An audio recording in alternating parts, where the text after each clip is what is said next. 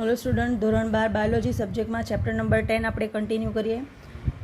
અને આગળના લેક્ચરમાં આપણે ઔદ્યોગિક ઉત્પાદનમાં સૂક્ષ્મજીવોનો ફાળો જોયો હતો.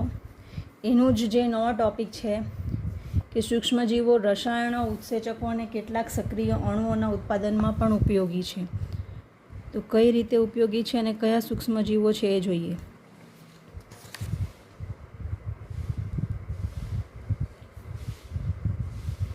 રસાયણો, ઉત્સેચકો અને અન્ય જૈવ સક્રિય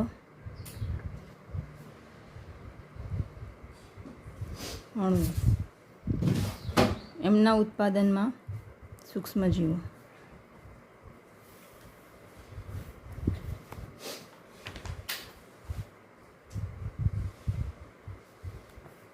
ઉદ્યોગોમાં જે વિવિધ વસ્તુઓનું નિર્માણ કરવામાં આવે છે એમાં કેટલાક વિશિષ્ટ પ્રકારના રસાયણોનું પણ ઉત્પાદન થાય છે. જેમ કે એ વિશિષ્ટ પ્રકારના રસાયણમાં આવશે કાર્બનિક એસિડ, આલ્કોહોલ અને ઉત્સેચકો, જે ઔદ્યોગિક રીતે તેમજ વ્યવસાયિક રીતે નિર્માણ કરવામાં આવે છે અને એમાં સૂક્ષ્મજીવોનો ઉપયોગ થાય છે.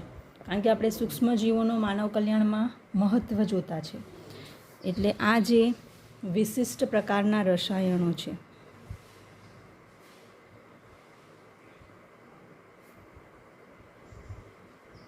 કયા કયા રસાયણો? તો એમાં આવશે કાર્બનિક એસિડ,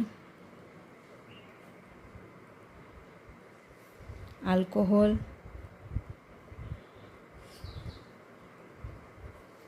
અને ઉત્સેચકો, જેના ઉત્પાદનમાં સૂક્ષ્મજીવોનો ઉપયોગ કરવામાં આવે છે. એના વિશે જોઈએ તો પહેલાં આપણે થોડાક એસિડ, કાર્બનિક એસિડ વિશે જોઈ લઈએ. તો કાર્બનિક એસિડમાં આવશે સાઇટ્રિક એસિડ. આ સાઇટ્રિક એસિડનું નિર્માણ સૂક્ષ્મજીવો દ્વારા કેવી રીતે થાય તો એ જોઈએ. તો એના માટે સાઇટ્રિક એસિડ જે છે એ એસ્પરજીલસ નાઇજર નામની ફૂગમાંથી નિર્માણ કરવામાં આવે છે. કઈ? એસ્પરજીલસ નાઇજર. આ શું છે? ફૂગ. અને એ ફૂગમાંથી સાઇટ્રિક એસિડ મેળવવામાં આવે છે. બીજા એસિડની વાત કરીએ તો બીજું જે એસિડ છે કાર્બનિક એસિડ એ છે એસિટિક એસિડ. એસિટિક એસિડ એ બેક્ટેરિયામાંથી મેળવવામાં આવે છે અને એ બેક્ટેરિયાનું નામ છે એસિટોબેક્ટર એસેટી.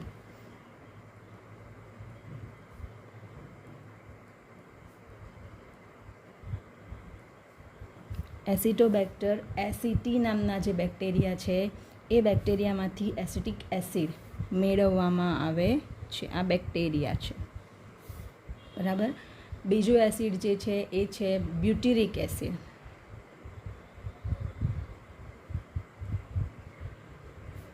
એ બ્યુટિરિક એસિડ ક્લોસ્ટ્રીડિયમ બ્યુટિરિકમ નામના બેક્ટેરિયામાંથી મેળવવામાં આવે છે. ક્લોસ્ટ્રીડિયમ બ્યુટિરિકમ, બરાબર. એમાંથી શું મેળવવામાં આવે છે? બ્યુટેરિક એસિડ. આ શું છે? બેક્ટેરિયા છે, બરાબર. અને લેક્ટિક એસિડ.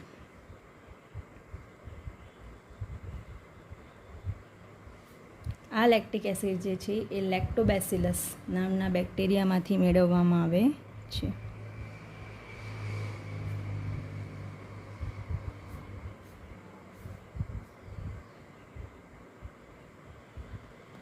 બરાબર. આ કેટલાક એસિડ છે કે જે ઉદ્યોગોમાં ઉત્પન્ન કરવામાં આવે છે વિવિધ સૂક્ષ્મજીવોનો ઉપયોગ કરીને. સાઇટ્રિક એસિડ કે જે ફૂગમાંથી મેળવવામાં આવે છે, એસિટિક એસિડ બેક્ટેરિયામાંથી, બ્યુટિરિક એસિડ અને લેક્ટિક એસિડ પણ બેક્ટેરિયાનો ઉપયોગ કરીને ઔદ્યોગિક રીતે એનું ઉત્પાદન કરવામાં આવે છે, બરાબર. આલ્કોહોલ વિશે આપણે જોઈ જ ગયેલા છે. આલ્કોહોલ એટલે કે ઇથેનોલ. તો ઇથેનોલ માટે શું જોયેલું આપણે? એ યીસ્ટમાંથી મેળવવામાં આવે છે અને એ યીસ્ટનું નામ શું છે? સેકેરોમાઇસિસ સેરેવિસી. બરાબર. આ યીસ્ટમાંથી આલ્કોહોલનું ઉત્પાદન કરવામાં આવે છે. હવે ઉત્સેચકોની વાત કરીએ તો આ ઉત્સેચકોના નિર્માણમાં પણ સૂક્ષ્મજીવોનો ફાળો મહત્ત્વનો છે.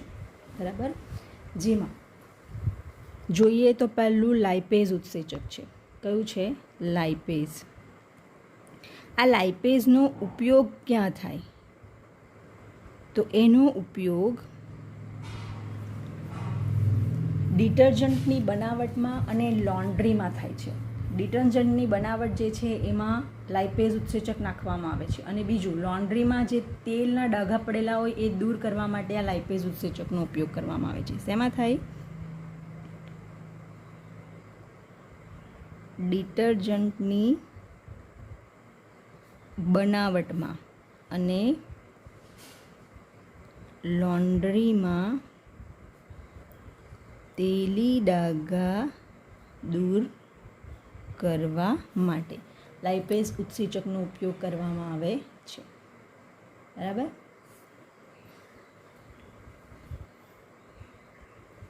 બીજું જોઈએ તો બીજો ઉત્સેચક જે છે એમાં આવશે પેક્ટિનેઝ અને પ્રોટીઝ.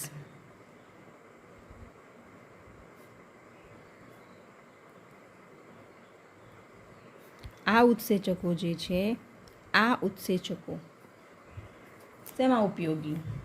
તો આપણે બજારમાં જે બોટલમાં પેક જ્યુસ જે આપણે વાપરીએ, ઉપયોગ કરીએ, બરાબર, પીણા તરીકે, એ જ્યુસની આપણે કમ્પેરિઝન કરીએ ઘરે કાઢેલા જ્યુસ સાથે, તો ઘરે કાઢેલું જે જ્યુસ છે એમાં અને એ બોટલમાં પેક કરેલું જે જ્યુસ છે જે ઉદ્યોગોમાં બનાવવામાં આવે છે, બરાબર, એ બંનેમાં શું ફરક હોય કે જે ઉદ્યોગોમાં બનાવેલું હોય, બોટલમાં પેક ફળોનો રસ હોય, એ વધારે સાફ હોય છે. બરાબર. કેમ આવું દેખાય? તો એના માટે જવાબદાર છે ઉત્સેચકો. બરાબર. આ પેક્ટિનેઝ અને પ્રોટીએઝ ઉત્સેચકનો ઉપયોગ કરીને આ ફળોનો રસ જે છે એ ઉમેરવામાં આવે ફળોના રસમાં, અને પછી ઉદ્યોગોમાં એનું પેકિંગ કરવામાં આવે. તો એને કારણે આ રસો જે છે એ આપણને વધુ શુદ્ધ દેખાય છે, સાફ દેખાય છે. બરાબર. એટલે શું આવે? પ્રોટીએઝ અને પેક્ટિનેઝનો ઉપયોગ શું આવે કે બજારમાં મળતા બોટલમાં પેક કરેલા ફ્રૂટ જ્યુસ જે છે એ ફ્રૂટ જ્યુસને શુદ્ધ કરવા માટે પેક્ટિનેઝ અને પ્રોટીએઝ ઉત્સેચકનો ઉપયોગ કરવામાં આવે છે. બીજો ઉત્સેચક જે છે એ છે સ્ટ્રેપ્ટોકાઇનેઝ ઉત્સેચક.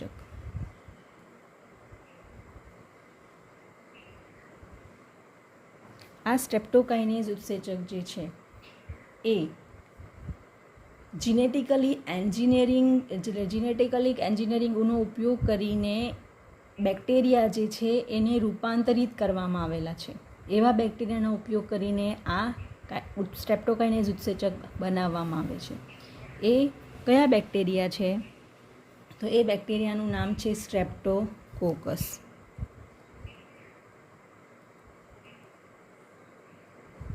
બરાબર. સ્ટ્રેપ્ટોકોકસ બેક્ટેરિયા કે જે જનીનિક ઇજનેરી વિદ્યા દ્વારા રૂપાંતરિત કરેલા છે.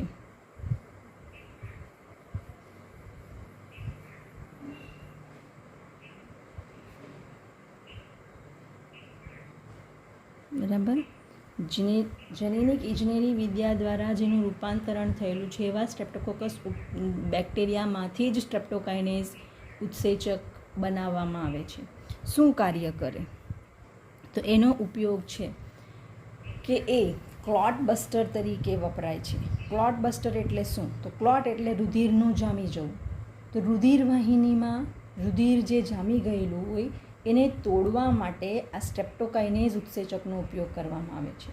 એટલે કે જે દર્દીઓ હાર્ટ એટેકના પેશન્ટ, એટલે જેમને હાર્ટ એટેક આવતો હોય, એ કેમ આવે હાર્ટ એટેક? તો એમાં હૃદયની જે રુધિર વાહિનીઓ છે એમાં ક્લોટ થઈ જાય, એટલે એમાં શું થાય કે રુધિર પહોંચતું હૃદય પાસે જે રુધિર છે એ ઓછું પહોંચે, બરાબર, ક્લોટિંગને કારણે, અથવા તો બંધ થઈ જાય હૃદયને રુધિર મળતું, તો ત્યારે એટેક આવતો હોય છે.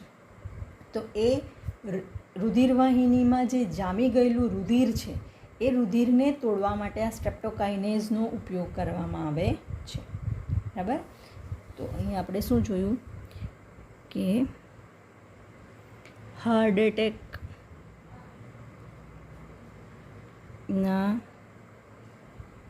દર્દીઓના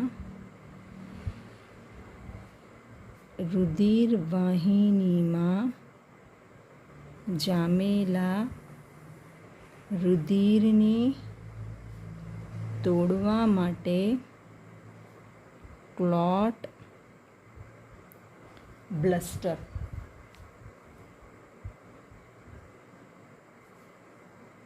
તરીકે ઉપયોગી છે, બરાબર. એટલે સ્ટ્રેપ્ટોકાઇનેઝ ઉત્સેચક એ રુધિરને જામી ગયેલું હોય એને તોડવાનું કાર્ય કરતું હોય છે, બરાબર. બીજું એક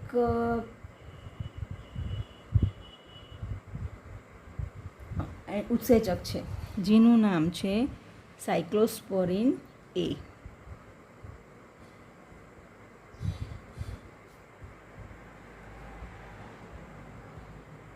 તો સાયક્લોસ્પોરિન એ જે છે એ ટ્રાઇકોડર્મા પોલિસ્પોરમ નામની ફૂગમાંથી મેળવવામાં આવે છે. કયું? ટ્રાઇકોડર્મા પોલિસ્પોરમ નામની ફૂગ દ્વારા મેળવવામાં આવે છે. આ નામ યાદ રાખજો હા બધા ઉત્સેચકોના પણ, અને એના માટે વપરાતા બેક્ટેરિયા કે ફૂગના નામ પણ યાદ રાખવાના. સાયક્લોસ્પોરિન એ ટ્રાઇકોડર્મા પોલિસ્પોરમ નામની ફૂગ દ્વારા મેળવવામાં આવે છે. એટલે એ ફૂગનો ઉપયોગ કરીને પછીથી આ ઉત્સેચક મેળવવામાં આવે છે. શેના માટે ઉપયોગી છે? તો જ્યારે અંગ પ્રત્યારોપણ કરવામાં આવે છે. અંગ પ્રત્યારોપણ એટલે કે આપણે ટ્રાન્સપ્લાન્ટેશન એમ કહીએ ને તે, બરાબર. તે અંગ પ્રત્યારોપણમાં એ પ્રતિકારકતા ઘટાડનાર ઘટક તરીકે વપરાય છે, બરાબર. શું કરે? પ્રતિકારકતા ઘટાડનાર ઘટક તરીકે વપરાય છે. હવે અંગ પ્રત્યારોપણ કરીએ એટલે કોઈ બીજાનું અંગ આપણા શરીરમાં આપણે દાખલ કરીએ, તો એ આપણે આગળ જોઈ ગયેલા એમ કે આપણા શરીરમાં કોઈ પણ ફોરેન પાર્ટિકલ્સ, બહારનું કોઈ પણ મટીરિયલ આપણા શરીરની અંદર આવે તો શરીર એને એક્સેપ્ટ નહીં કરે. એટલે આપણા શરીરમાં એન્ટીબોડીનું નિર્માણ થાય એનું શું કરવા માટે? એનો સામનો કરવા માટે. તો એવા સમયે આ જો સાયક્લોસ્પોરિન એ આપવામાં આવે તો ત્યારે શું થાય કે એ આ પ્રતિકારકતા, બોડીનો જો રિસ્પોન્સ છે એ એક્સેપ્ટ નહીં કરે, એ રિસ્પોન્સમાં ઘટાડો કરશે, બરાબર. બધું મેચ થઈ જતું હોય, બ્લડ ગ્રુપ પણ હોય અને બધું, અને પછી એને આ સાયક્લોસ્પોરિન એ આપે તો એમાં ચાન્સીસ વધી જાય છે કે એ અંગને બોડી સ્વીકાર કરી લે. એટલે 24 કલાકનો સમય તો એમ પણ ડૉક્ટર દ્વારા આપવામાં આવે જ છે કે જો એ બોડી રિસ્પોન્સ આપે છે કે નથી આપતી, બરાબર. અને એમને લાગે કે કદાચ નહીં થશે તો એ સાયક્લોસ્પોરિન એ આપી દે. એટલે શું થાય કે બોડી જે છે એ એક્સેપ્ટ કરવા માંડે, પણ ધીમે ધીમે કરશે. એકી સાથે જેવું આપણે અંગ પ્રત્યારોપણ કરીએ એટલે તરત જ બોડી એક્સેપ્ટ નહીં કરી લે, કારણ કે એ આપણા શરીર માટે બહારનું મટીરિયલ છે, એ શરીર એને ઓળખતું નથી, બરાબર. એટલા માટે બોડી રિસ્પોન્સ કરશે જ એના પ્રત્યે. તો એવા સમયે આ ઉત્સેચક મદદરૂપ થતો હોય છે, બરાબર. બીજું એક જે છે એ છે સ્ટેટિન્સ. એક રસાયણ જે છે એ છે સ્ટેટિન્સ. તો આ સ્ટેટિન્સ જે છે એ મોનસ્કસ પુર્પુરિયસ નામની યીસ્ટમાંથી મેળવવામાં આવે છે. કઈ?